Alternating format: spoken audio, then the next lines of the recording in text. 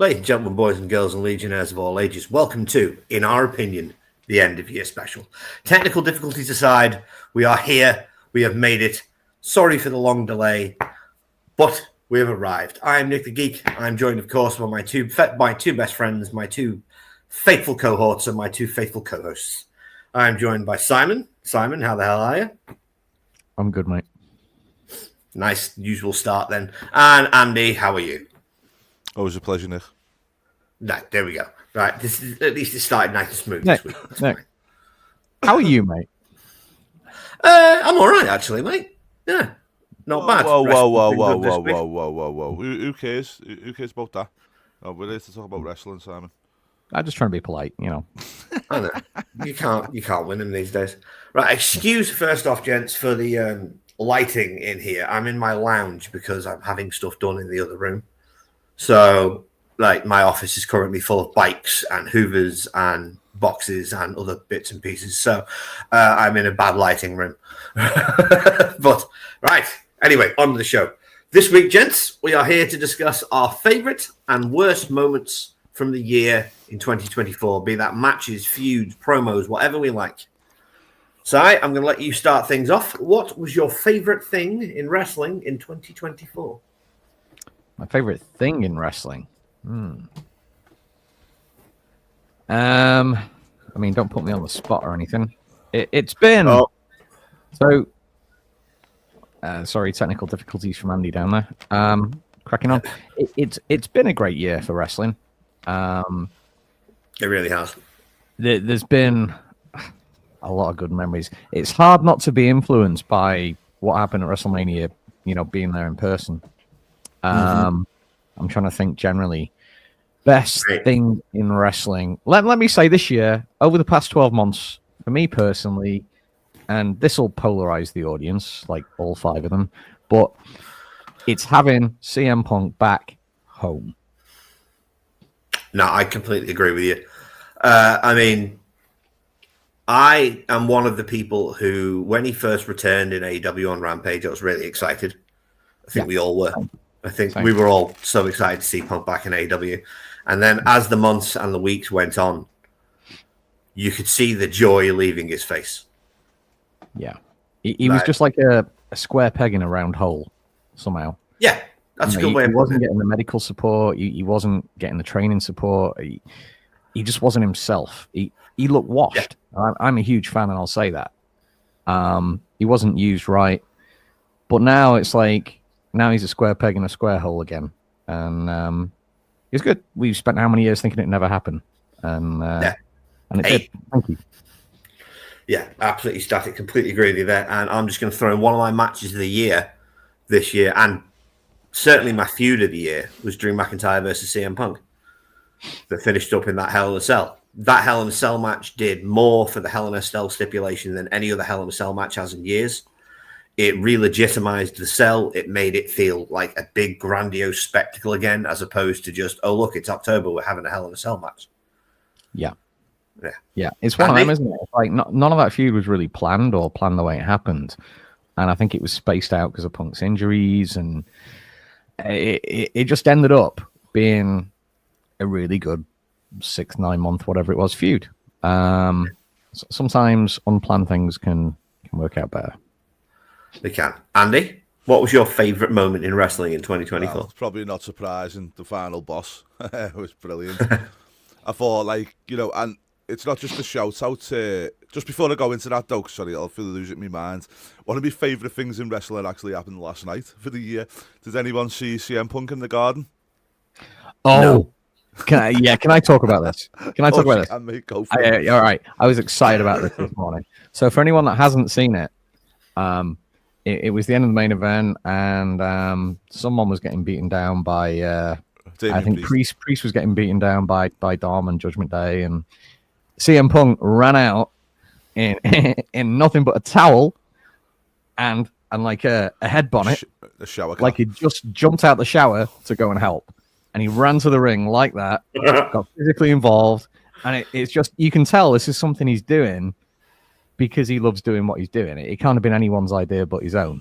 But to do that, it just adds so much legitimacy. It's like, There was no entrance music or anything like that. He didn't come out in ring gear.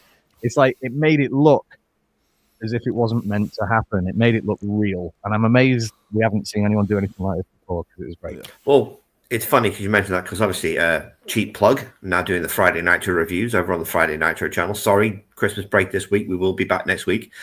But you see it in early WCW where I'll use the advantage of the example of the Giant beating down Randy Savage, Lex Luger, and Sting just after Fall Brawl. And the people that come out to save him don't have entrance music. Yeah. They just run down like Bond villains one at a time, but you've no idea who any of them are. But it makes more sense than having, I've got to go out and save him. Play my entrance music. Yeah. Like, I think it was, where was that All In when Sting come out to his entrance music while he was just about to set Darby Allin on fire. Yeah. Yeah, but also, do you know what, size? One, with that whole thing, with the shower thing, it the legitimacy. Two, do you know, absolute trumps to pop. It's a Punk, the way that he didn't cut his towel, didn't fall down, even though he hit the ropes and everything with it. But also what it reminded me of, which shows me he's having fun again, is the last person I remember doing anything like that was Punk when he laid in the ring till everybody had gone. Yeah. And it just, you know what I mean? It makes me think, okay, he's back enjoying himself again. I'd like to make a call now, right? When the shows go on Netflix next week. I don't think it's going to be too long until we see Punk wrestle a match on Netflix. And I think he could be the guy. Well, he's the main event. Yeah. I don't mean the first week necessarily. Oh, okay. You mean in general. Not when he's in the main event. But I think when it happens, I think he's going to be the guy that is going to win a match during the commercial break. I'd like to see that kind of mentality, you know. Yeah, it is. It's a good idea.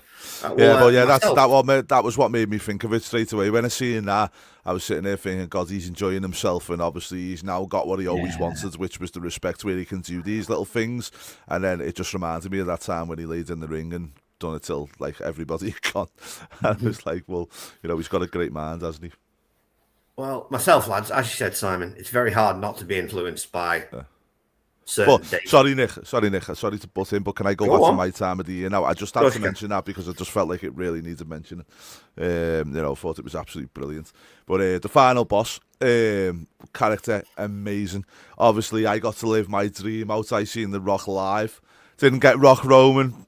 Bit disappointing, but, you know, at the end of the day, just seeing The Rock live, considering, and you know, when I was a kid, I was always too poor to see him live, was just amazing. Amazing childhood dream come true.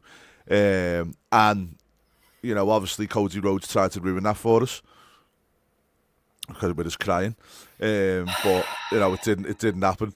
And it was like, you know, also a shout out to Brian Gewirtz as well, because, you know, one thing you've got to say, and, you know, I don't care about the politics and all this type of thing, is The Rock knows what people want, and he pivoted very, very quickly. Let's change it. Obviously, Gewirtz was involved in that writing as well, and I think like the character that they come up with off the back of all that was amazing. You know, it was so funny, so great the way they done it, and it was like, for them to do that off nothing, there was no, because let's face it, there was no planning involved in that. The whole plan was, again, before Cody ruined it, was Roman versus Rock. But credit where credit's due. I don't know if you agree with this one or not, but I think, if anything, Rock got that mentality from his match with Hogan, where they just changed it on the fly. Yeah. And Hogan made the call just to like switch. Yeah. And I think he's carried that, and I think that's kind of stuck with him, and he's done the same thing now. He's got, you know, to that level. 100%. And I say, like, I just look at it and think to myself, like, for what they done there, like, I'll be honest, once I started seeing all the crying and all that, I was like, oh no, we're going to get screwed here. We're not going to get what we want, which we didn't. But what we did get was amazing. I did. And, yeah, well, you know, you're the same. That's the thing. The internet virgins, aren't you? Well, you say, no, I'm just a realist. I understand the man who wins the Royal Rumbles in the main event of WrestleMania, regardless of what anybody else wants. Really? There was another time. I'm a realist. You two live in a pipe dream 10 years ago. I'm a realist. Cody Rhodes is the first black WWE champion. No, that's just ridiculous, Andy. That's just ridiculous. But anyway, on to my point before we get all racial. It is very hard, as Simon said, to not have WrestleMania 40 factor into my plans when it comes to moment of the year. We were there. It was amazing. Watching Cody finish the story was fantastic. Sami Zayn versus Gunther's up there for match of the year. But for me, I'm a mark. I can't help it. It's Sting retirement. Sting's retirement was so well done. It's one of the few things AEW did this year that was absolutely fantastic. With the exception of Darby going through the glass halfway through the match. That was just stupid. But even the Young Bucks did their role correctly during that match. And to see Sting, a guy who I've idolized since I was 6 years old, go out without going out on his back, even though we all know he wanted to go out on his back, was well deserved. I think a legend of his status deserves to go out on a pedestal. Yeah. And to see it happen the way it happened just put a smile on my face.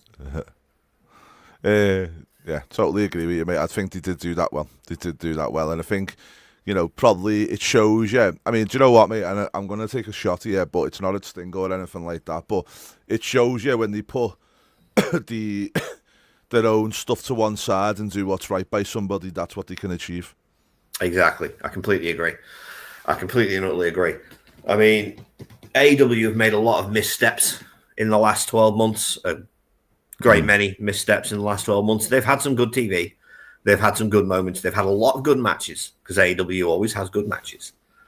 It's everything else that falters. But that moment with Sting, keeping those titles and being able to retire as tag team champion, going out the way he went out in a match that was absolutely batshit crazy, was just... Yeah.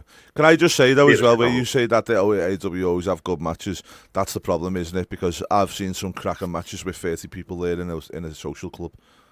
No. I'm not disagreeing. This is a problem for AEW. It's like you can put on as many good matches as you want. It all comes down to whether the storylines and the writing and booking match those matches. And unfortunately...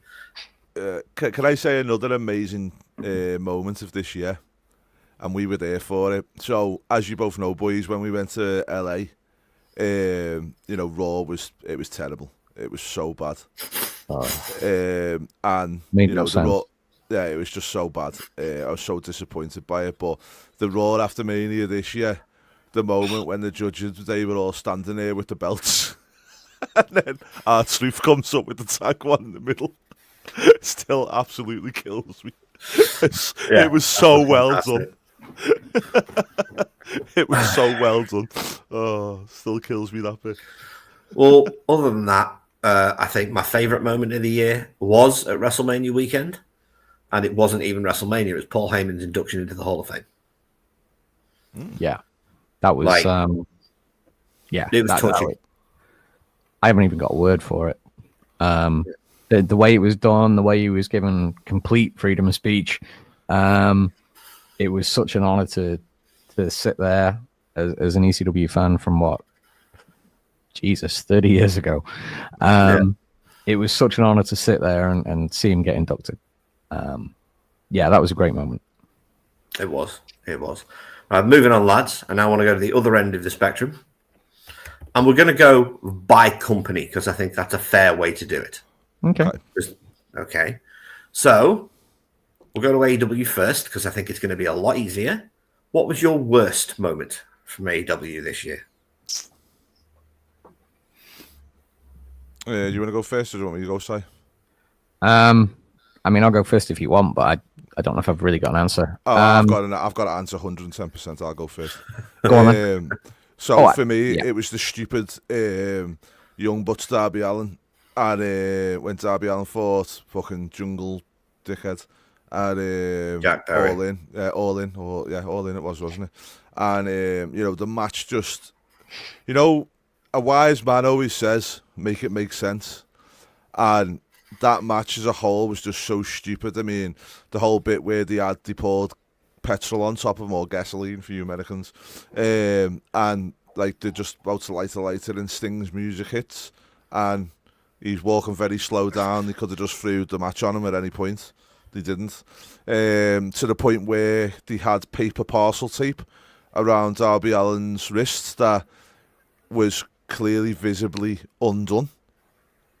that wouldn't have holded anybody, no matter if you put a whole roll around it. But it got, because of the gasoline or the water they've probably put over them, it's physically like you could visibly see where it disintegrated and it wasn't even attached. And to me, that's some of that stuff like that is AEW's biggest problem. I'd agree with that. Well, if you haven't got anything yet, Si, mine is a little bit different. Okay. Mine is overall, is not putting the titles on the Outrunners this year. The Outrunners are the most over act in the AEW tag team division. They're the most entertaining act in the AEW tag team division. And the fact that they didn't put the belts on them when they had the chance, when they were red hot, is just dumb. Now, I know they wanted to give Private Party their moment because they've been there 5 years, but realistically, they had their moment on the first Dynamite.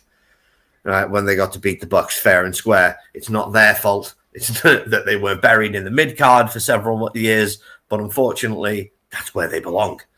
The Outrunners should have won the tag titles this year. It's just me, but I love that team. I mean, I'm a kid of the 80s. We all are. And to see that type of wrestling, well, you're a kid of the 70s, but you were there in the 80s, Simon. Okay, you were there. Yeah. You had a better view of the wrestling than we did because you were older than us. That's debatable, but yeah, okay, I'll take that. Yeah. Well, you saw more of it than we did live because you were older than us. Yeah, you digging in, mate. Carry on. I'm not digging, I'm being nice. Yeah. don't use the word older. Can we maybe use the word elder? More experienced.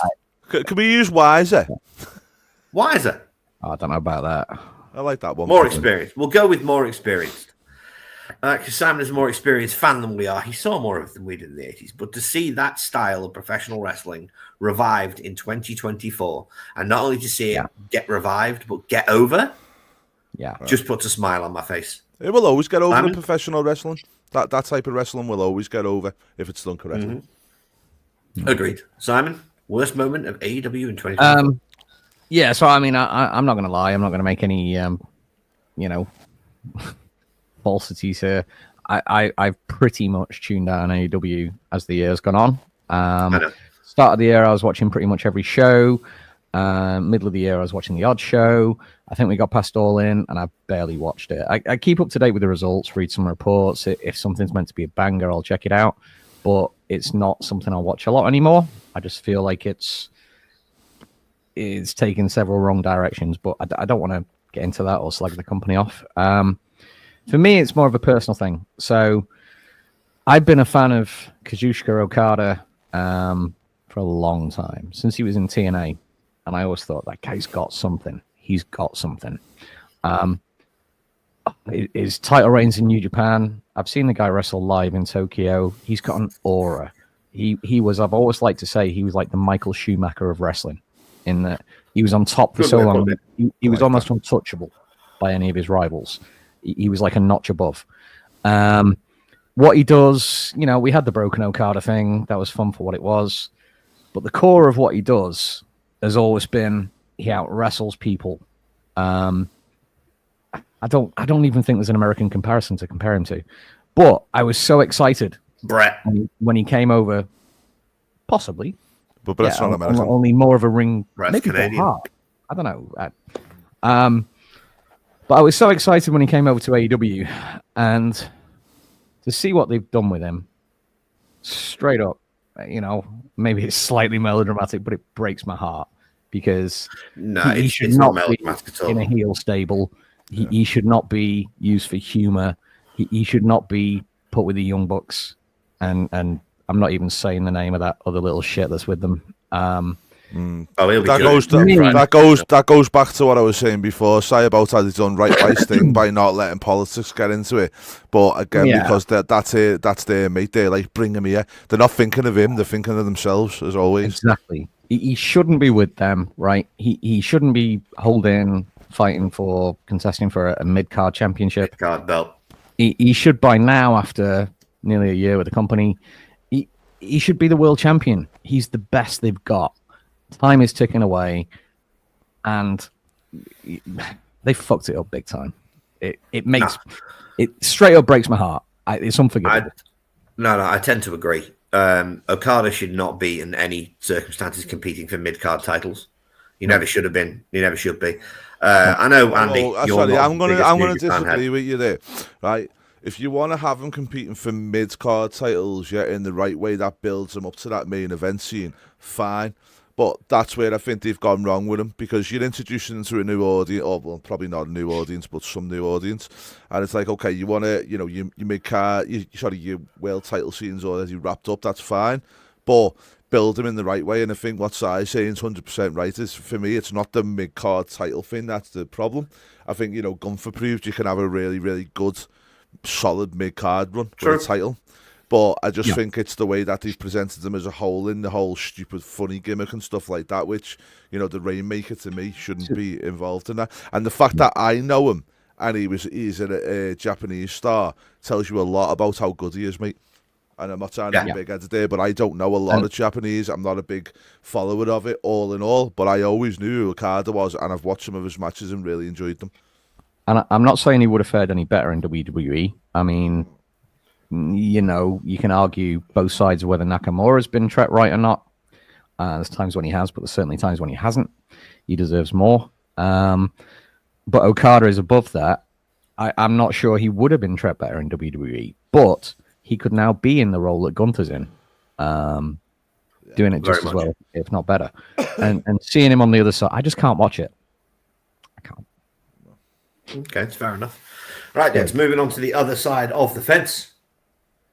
Worst WWE moment 2024. Now, this I actually think is going to be pretty hard, because WWE, not to be one-sided and a bit of a shill, has been absolutely cooking this year. Very easy for me, mate. Go on. And you know what? You're not going to like it, Nick. Cody's title run. I know exactly what it's going to be. Cody's title run. And it's not against Cody. It's not even me being bitter over The Rock or anything like that.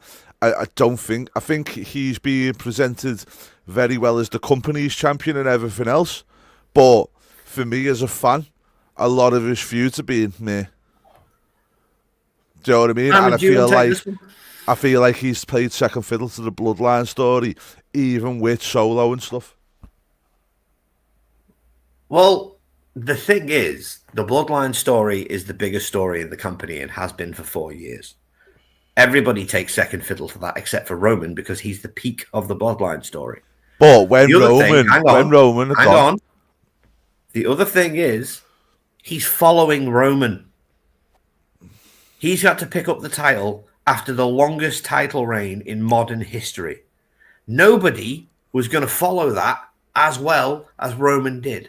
But I honestly believe Cody Rhodes' title run has been a perfect representation of a babyface in 2024. I just feel like, for me, you can't argue with the numbers, mate. His merch I'm not. No. I'm not arguing. That's why I said, from a company standpoint and from a champion standpoint, he's been pretty solid. But I feel like the story of his reign so far has been terrible. Do you know what I mean? Andy, but one thing I'll say is, I don't think it's finished yet, and that's where I'm kind of intrigued to see.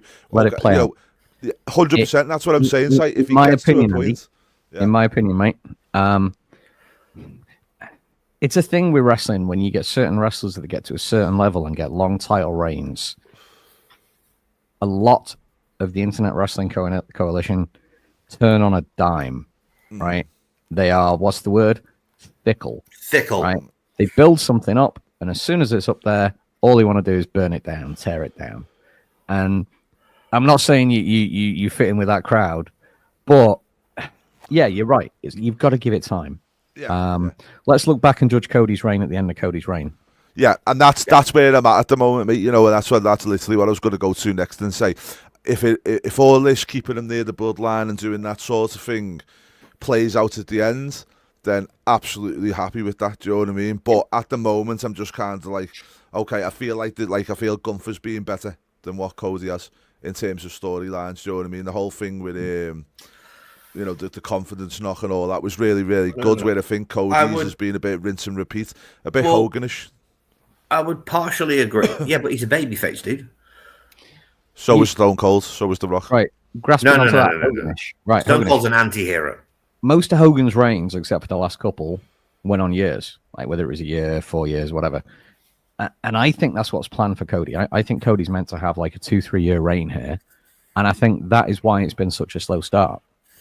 You know? Yeah. It's like you watch an Ironman match, you know it's going to go an hour. An hour. The first 10 minutes are always dead slow. And I think that's what they've been doing. They've been pacing his title reign by giving him maybe subpar, not that super exciting opponents. But I think it's going to kick into another gear over the next few months.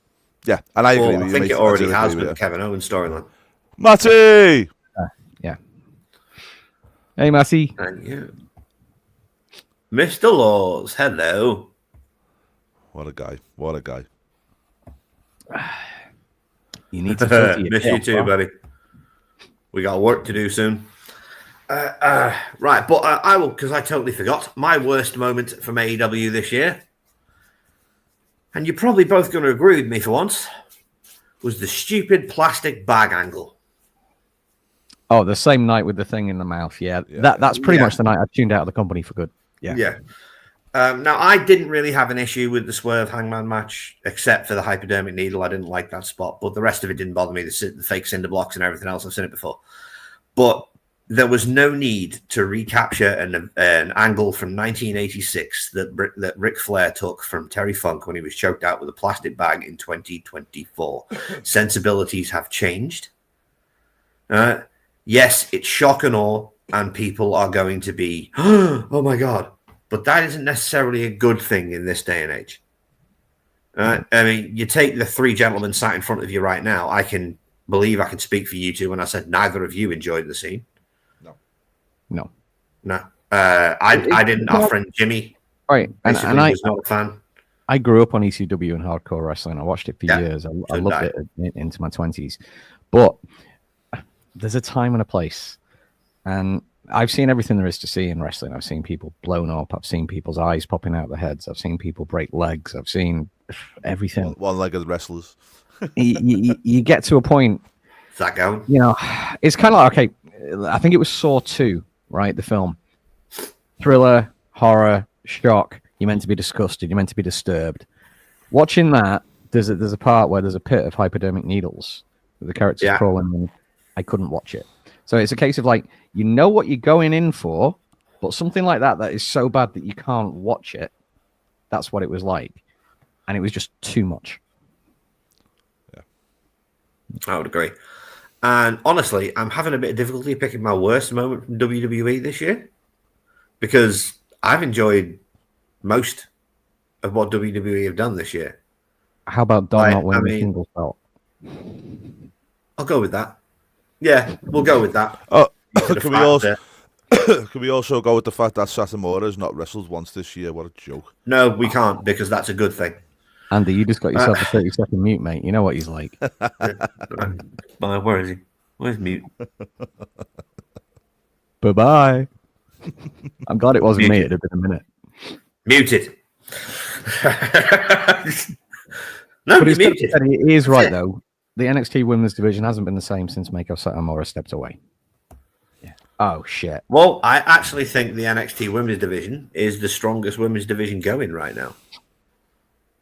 Honestly, if you look at all the women's divisions on the main roster in AEW in Japan, from Stardom, well, I don't really count Stardom because I don't really watch Stardom, but the NXT women's division right now is, you're unmuted, by the way, the NXT women's division is absolutely on fire.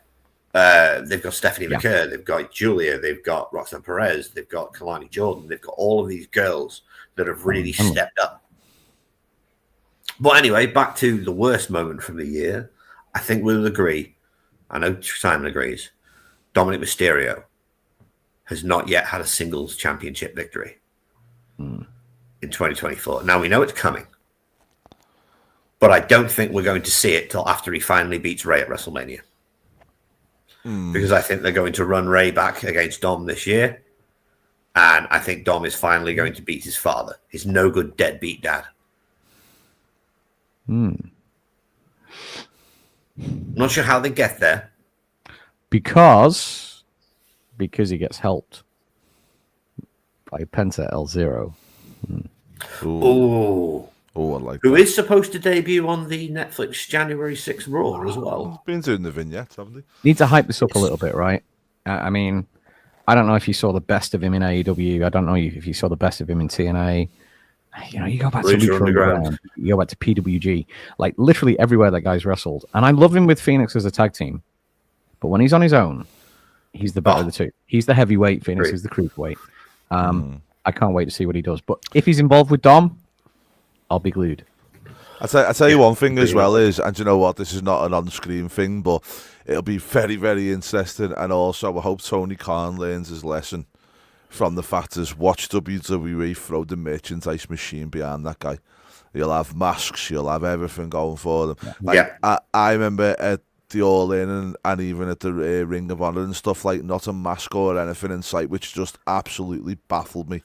It was like, how can you have wrestlers like that and not have masks for sale and all the rest of it? Like, it just baffled me. I completely agree. Right, moving on, lads.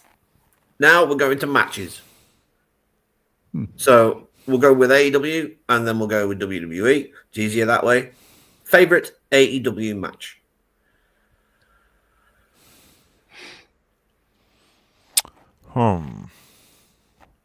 Very, very hard because I haven't watched a lot. Mm-hmm. But if I had to say, I'd probably say Danielson versus Swerve at All In was a really, really good match. Good choice. Yeah. It was. It was a very good match. Swerve knew exactly what he was supposed to do that night. Brian knew exactly what he was supposed to do that night. And I thought as well, that I did get a newfound respect for Swerve because, as you said, Swerve knew what he had to do that night and he done it very, very well. Very, very well. Swerve Strickland is a diamond in the rough in AEW, in my opinion. Yeah. I'm really upset that Triple H never got to hire him. He does wonderful work in AEW and he's become a huge star. But I feel he'd be even in a bigger position in WWE if he'd managed to get there and do the same thing without growth around him. I think one thing I want to say about that match as well is I think you've always got a danger with matches like that where, you kind of already know the outcome. You know what I mean? Like, for me, it's kind of like, well, Danielson was not going to retire. He was going to win that match. But I think them two, the way they done it, really, really made you believe that, Swerve was going to turn him over. And I thought that was well done by the two of them. Yeah. Even Swerve, like he didn't have lost face, he didn't have none of that stuff. He really, really, like I was sitting there thinking, he's going to do him here. You know what I mean? Yeah, I was as well. Simon, favorite AEW match this year? Now, I know this is tricky for you because you haven't watched many. I mean, don't get me wrong. There's been a few I've enjoyed. I straight up can't think of a standout. I'm sorry. It's all right. It's fair enough.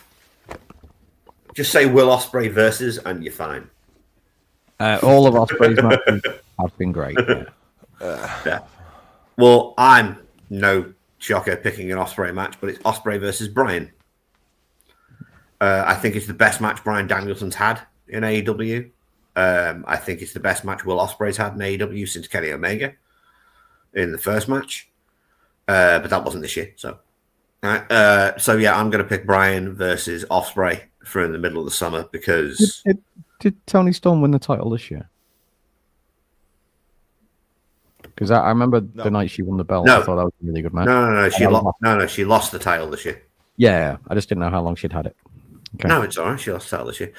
Right now, onto a much easier one for you, gents. Favorite WWE match this year? Without a doubt, it might not be the best match of the year. It might not be the best technical match of the year. Might not be memorable for the actual in-ring part itself. But it's Cody Rhodes finishing the story against Roman Reigns. It may have been overbooked to hell. They may have treated John Cena like a bitch, which I'm hoping we get redemption for this next 12 months. It wasn't perfect, but I mean, it was either arguably built for 4 years for Roman's reign, or even longer if you take Cody's side into it. And seeing the pinnacle of that, it's untouchable this year. There's nothing else that's come close. No, I'm in complete agreement. I'll go next because that's my match of the year. I mean, I'm wearing the goddamn hoodie. It was just it was brilliant to see The Rock, Undertaker, Seth in his Shield gear come out, Jey Uso come out. The first half of that match was your classic Roman Reigns match with a bit of Cody magic thrown in. And the second half was just batshit crazy, goofy chaos. And as we all know, I love goofy wrestling. All right, to see The Undertaker come out because it was cold, so he just wore a trackie and a hoodie because it was too cold to come out in his gear, and just chokeslam The Rock was absolutely amazing. To see The Rock have his third entrance at WrestleMania and get just as big a pop as he got for the first two was incredible. To see Cody win was even just... You both know I'm a Cody Rhodes mark. You both know this. I've been a huge fan of Cody since he first came into WWE as a young lad and was in Legacy. Never liked Stardust, but he damn well worked his ass off through it. I loved his entire indie run, everything he did in Ring of Honor, the list, everything he did in AEW, even though he was mistreated. To see him come home and get what he wanted for so long and earned for so long, just your Ashton, Andy. The reaction of your Ashton the night. We were all live for WrestleMania, ladies and gents. It was one of the best nights of the year. And to see the reaction of your kid when Cody won, wearing his Rey Mysterio mask, was just, it made the whole weekend. Yeah. And you know what, right? I think mine was going to be exactly the same. And I think any young, prosperous wrestler or any kind of company that's a startup or wants to go down that route, and I'm not going to mention AEW because it's not fair, and I'm not going to go down that route, but it's like, you know, you had wrestling, you had entertainment, you had, you know, it had everything, and to me, that epitomizes what wrestling is, that whole main event. Because it had a bit of everything. It had the table spots, it had the little bit of chain wrestling at certain points, it had the clusterfuck that come into it. It just had everything that you'd want from a wrestling match. Do you know what I mean? It's like, you know, and for a big main event wrestling match as well. Obviously, you know, you don't want to see that week on week, but it's like just everything about it to me was just like, yeah, this is exactly what. And I even think I remember standing there thinking that at the end of the main event, just thinking like, this is why I love wrestling. Yeah, that's literally it. It was, I mean, we were lucky enough to be there thanks to a certain gentleman on this panel. And just as a fan, this WrestleMania is the best WrestleMania I've ever watched, with the exception of one match. I like to think, I mean, WrestleManias are always good. It's always an experience. I've been privileged enough to go to 3. The first 2, the main events weren't really memorable. The WrestleManias weren't really memorable. So it was third time lucky for me, hitting the jackpot and getting maybe the best main event in like a decade. It was like, it was great. Yeah. And the thing, and one thing I do want to mention is the fact that I got to stand next to you two guys to watch it, because the other WrestleMania I went to, I was on my own, sitting next to some fat rude American. So, well, you got to spend it with some class this year. Yeah. Which, to be honest, I probably would have ended up, if I was on my own for the WrestleMania 41, the poor fella would have probably got slapped in his 10 chins when I was throwing my arms around the way on my own. So, but no. It was an amazing experience. And as I say, just the fact that I got to with you two gents was just amazing. Yeah. But damn, it was cold, right? It was cold, wasn't it? It was. Anybody that is planning to go to Philadelphia in April, wrap up warm. Take a duvet. It was freezing. And how mad was it, the fact that it was freezing and then the next day it was boiling? It was just like...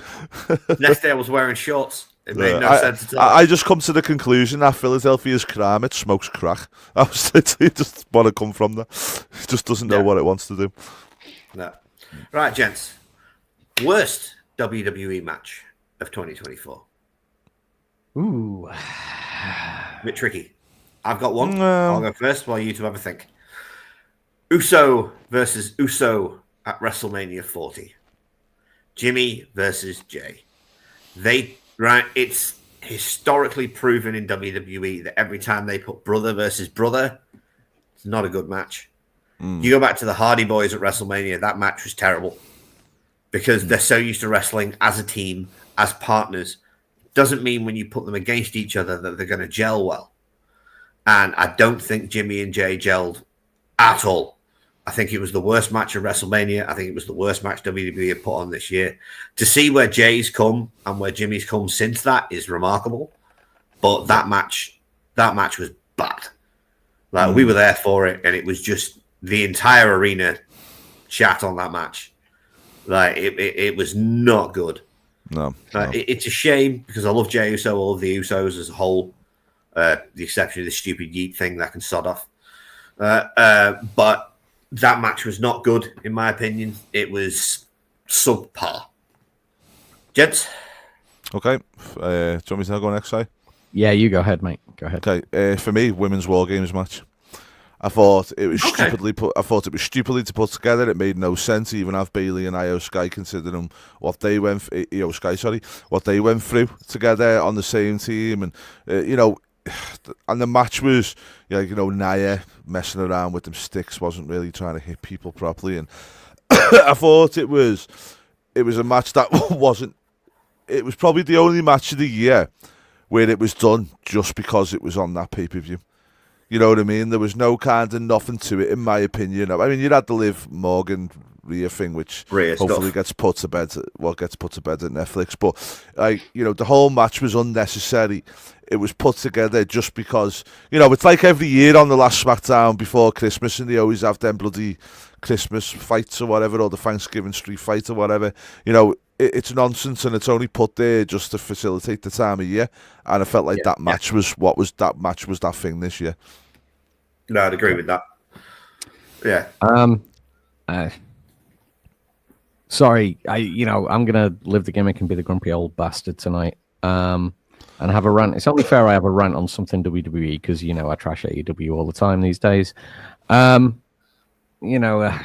get the heartstrings that are affected with this one.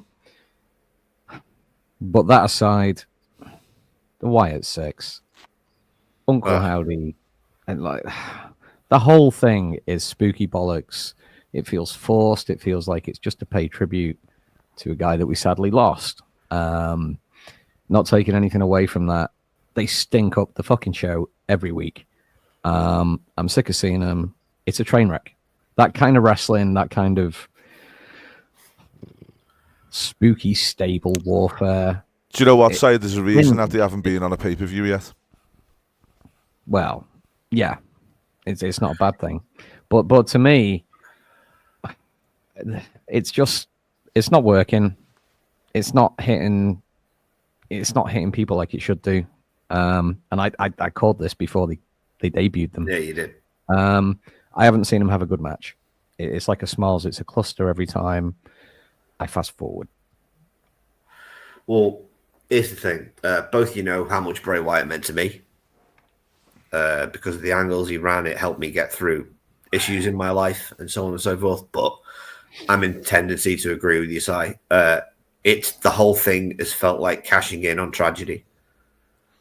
And I don't feel like that's a good thing to do. It reminds me the same. Just so everyone gets, this isn't a Bray Wyatt thing because I was never a huge fan, but nothing but love for the actual guy behind the gimmick. I was the same when Ray got his singles push, and the fans were chanting Eddie. It all just sounded so contrived, like it was forcing that emotion and riding on something that's real. And I don't think that's something that should happen. The exception being when Bret Hart fought Chris Benoit in the arena that Owen died in. That was a fitting tribute. But stuff like Ray using the Eddie chants and carrying the belt, stuff like the Wyatt Six coming along since we lost Bray. No, sorry, I've just got no time for it. No, it doesn't help either. I mean, I'm happy for Eric Rowan. He's got his job back. But yeah, it's a bunch of subpar workers. Sorry to say it. It's a bunch of subpar workers in a subpar group, in a subpar gimmick. Dexter Lumis is a terrible wrestler. Joe Gacy is a terrible wrestler. Nikki Cross is an okay wrestler. Here's the thing. Eric Rowan is good at his job. I don't think any of them are that bad. It's just bad gimmicks. I think, do you know what the problem... up. Yeah, I agree with you, mate. And I think what the problem is the creative person behind it is not there. And I think that's the problem. It's like, what are they? And at the moment, how can I put it? It's like, I don't think Triple H is any good at booking spooky stuff. because he's tried to book that Final Testament and they've been awful as well. You know, so it's kind of like, I think them two at the moment are kind of stinking the joint up together because you're putting two failed factions together to try and do something, and it's just not happening. Is I it will not faction say- warfare wise? Is it not on the level of who was it Los now? Boricuas versus Yes. yeah. Skull and eight Los ball Boricuas concussion versus chains. What would it call? versus the Or is it Disciples of the Apocalypse? Yes, the- DOA. there we go. Yeah, Sorry, yeah, yeah. The Apocalypse. Yeah, it's that kind of level of stable warfare where I don't know a single fan that's enjoyed it or actually wants to watch it. No, totally agree with you, mate. But moving on, guys, to a much happier notion. Why have you watched wrestling this year? Because I always do.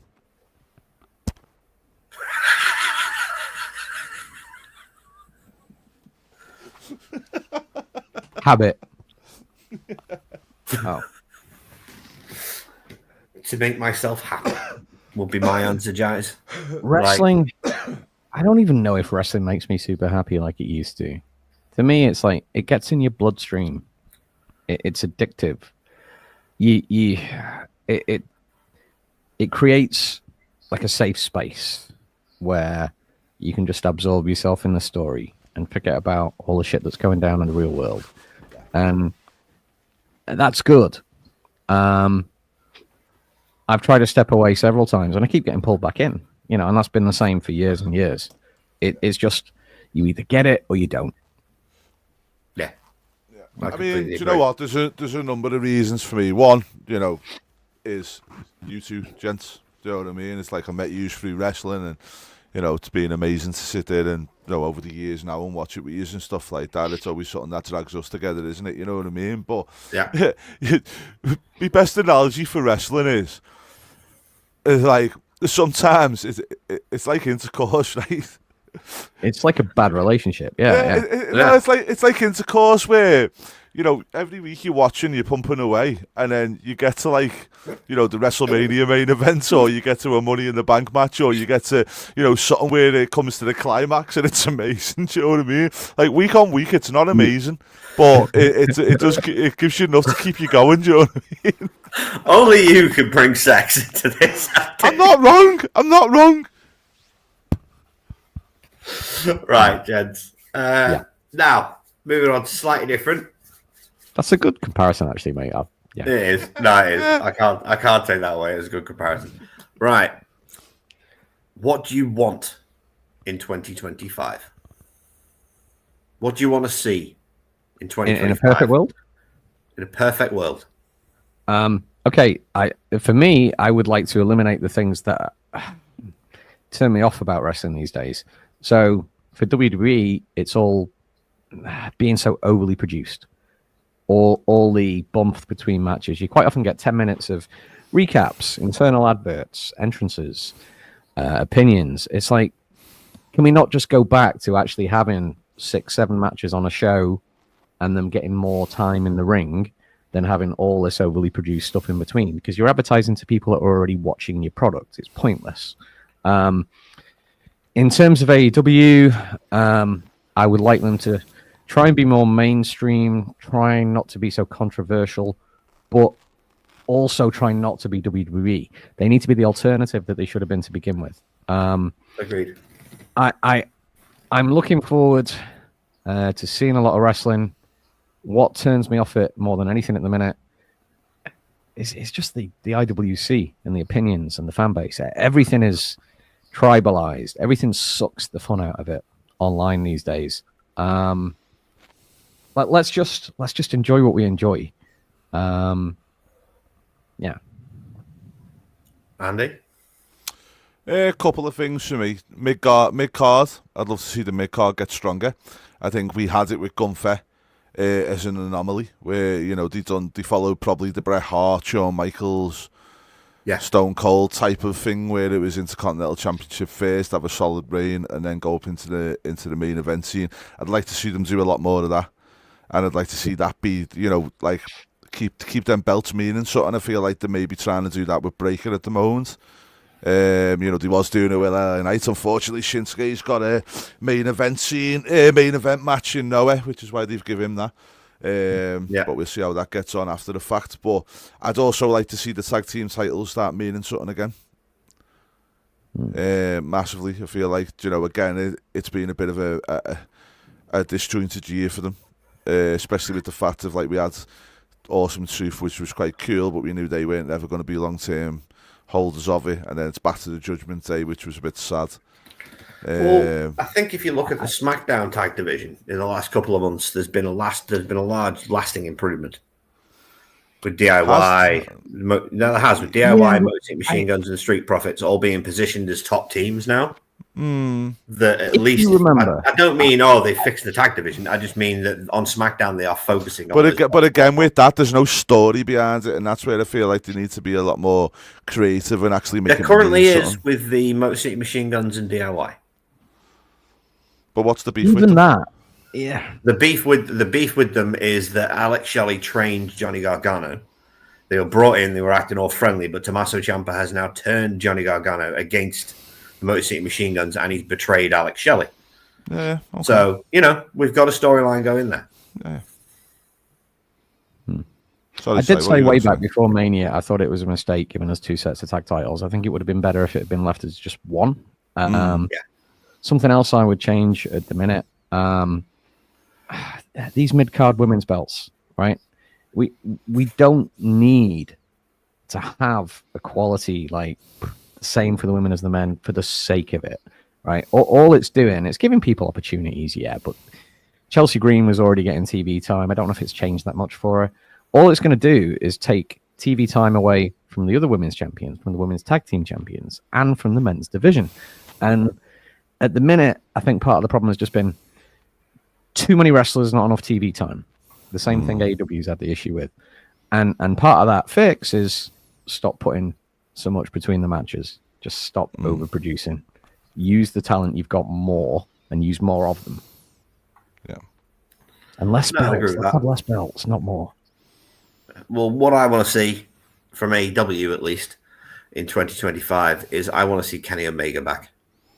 Yeah. I want to see Kenny Omega return, and I do not, unlike a lot of people, want to see him walk out at World's End and get in Kazuchika Okada's face. I want to see him walk out in World's End and get in John Moxley's face. I just want John. That's what I want for 25. John Moxley to fuck off. Kenny Omega should be positioned as the company's savior, not Darby Allin.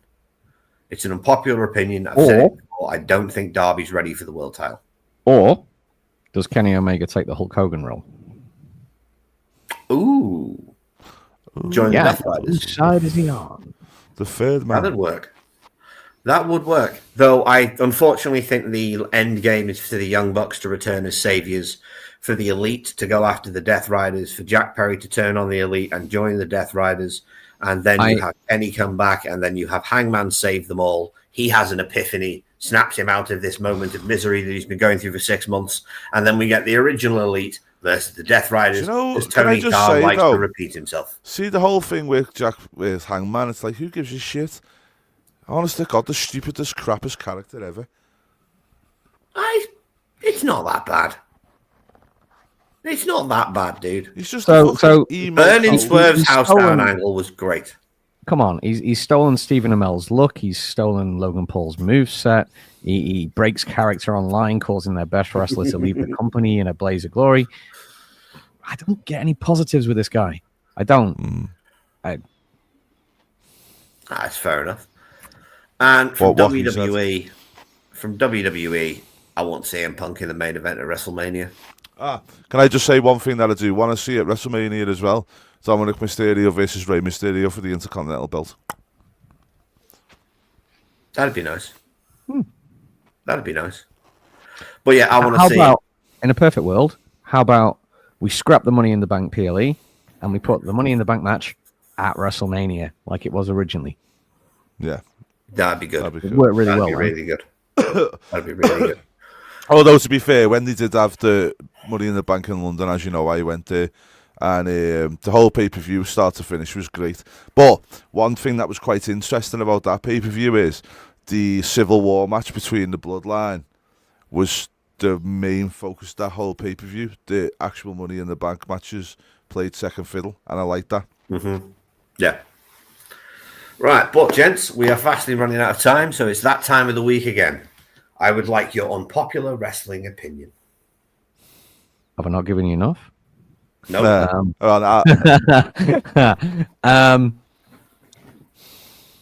Okay, Raw and SmackDown this past few weeks, we've been down to 2 hours for Raw. I've already voiced why I'm not a fan of that. This past few weeks, there's literally been like 4 matches in the 2 hours. We've had 2 men's matches, we've had 2 women's matches. It is too much women's wrestling. When you've got 50, 60 men signed to the company and 30 women, that does not equate to them having equal TV time being fair. Okay, let's go back to the balance being right. It doesn't have to be equality for the sake of equality. It's a turn off. Men's wrestling will always draw more than women's wrestling. That's my hill to die on. I don't care what anybody says about it. It's a fact. We need to book people based on fucking revenue, not race, not sex, not religion. How good they are as a performer, what they bring to the game, the bums they put on seats. That's how the shows need to be booked, not to tick all the diversity bollocks. Andy? So my unpopular opinion is apparently Charlotte Flair's due back. She is. I think she does not add to the women's roster, and it's been better without her. Well, that's pretty unpopular in this room. Yeah. The reason I'll tell you, right, is not because I don't like Charlotte. She's very popular. She's very, very good. She's talented. She makes great matches. Problem Charlotte Flair has, I found, is Charlotte Flair, when she's not in the title picture, is awful. And just looks like a fish out of water. Okay, fair enough. And popping her back in the title picture is not needed right now. Well, my unpopular wrestling opinion for this week is quite simple. And Andy, you're going to hate me. We do not need The Rock at WrestleMania 41. Shut your mouth. Nope. Sorry. We don't. Can you say that again? We do not need It doesn't matter what you think. WrestleMania.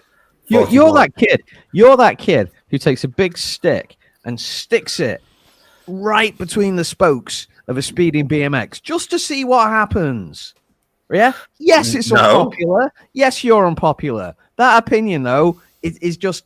Nobody you has suck, that Nick. opinion. You suck. You're doing it just to be unpopular. WrestleMania 4. We don't need him at WrestleMania 41. You don't believe that. You don't believe that. No, I do. You want him, then. Liar. No. You want him. I don't think we need him at WrestleMania 41. He's laughing. He's a liar. We do not need him at WrestleMania 41. Why don't you? I'm sorry. I'm going to bite. Why? Why don't we need the biggest draw in sports entertainment at the biggest show of the year? Because he's going to get in the way of CM Punk getting a main event. No, he isn't. There's 2 nights, you dimbat. Yes. And if Roman versus The Rock is one night, Cody has to be the other night. Why does he? Because he's the biggest champion in the company, dude. And I'm sure you'll both agree with me. The WWE World Heavyweight Championship should be the main event. Should be, but it should be, but it always isn't. You're both acting under the false narrative that a 2-night WrestleMania only has 2 main events. No. You go way back to WrestleMania 8 was a double main event, and it was a 1-night show. It's not the last match on the show is the main event. There can be more than one main event. It happens in boxing, happens in UFC, it's happened in wrestling historically. All this nonsense about the last match is the main event, that's a bullshit, false, modern opinion, right? That isn't true.